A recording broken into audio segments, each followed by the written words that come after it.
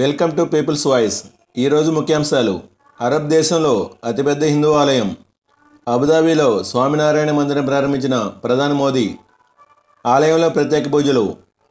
కనీస ప్రభుత్వం గరిష్ట పాలన మా నినాదం. గత 10 ఏళ్లుగా ఈ కోణంలోనే పనిచేస్తున్నాం. అందుకే మా ప్రభుత్వంపై ప్రజలకు విశ్వాసం.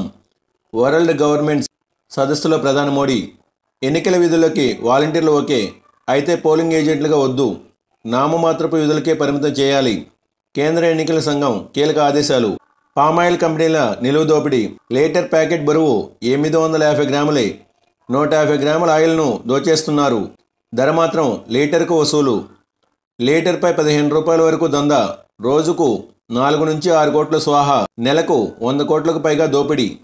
ఇసుక విధానం ఏంటి? ధరలు ఎలా నిర్ణయిస్తారు? రీచ్ల నుండి ఎలా రవాణా చేస్తున్నారు?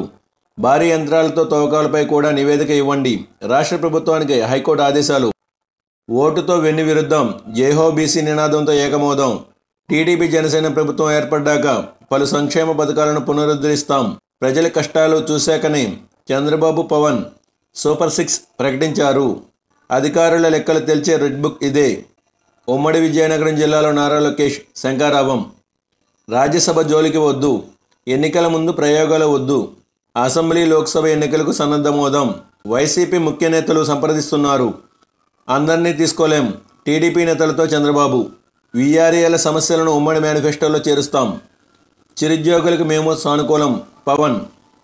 వాలంటీర్లకు వందనం. నేడు ఫిరంగిపురంలో సేవా అవార్డుల ప్రదానం. వరుసగా 4వ ఏడాది సీఎం జగన్ చేతుల మీదుగా లాంఛనంగా ప్రారంభం. Target middle class.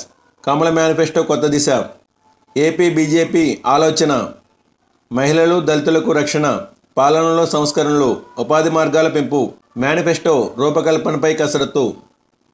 ఉమ్మడి రాజధాని వైసీపీ విధానం కాదు. 10 ఏళ్ల గడువు తీరాక కేంద్రమే నిర్ణయం తీసుకుంటుంది. వచ్చే నెలలో ఉద్యోగుల బకాయిలు చెల్లిస్తాం. మంత్రి Botsa. Thanks for watching. For more interesting updates please subscribe my channel.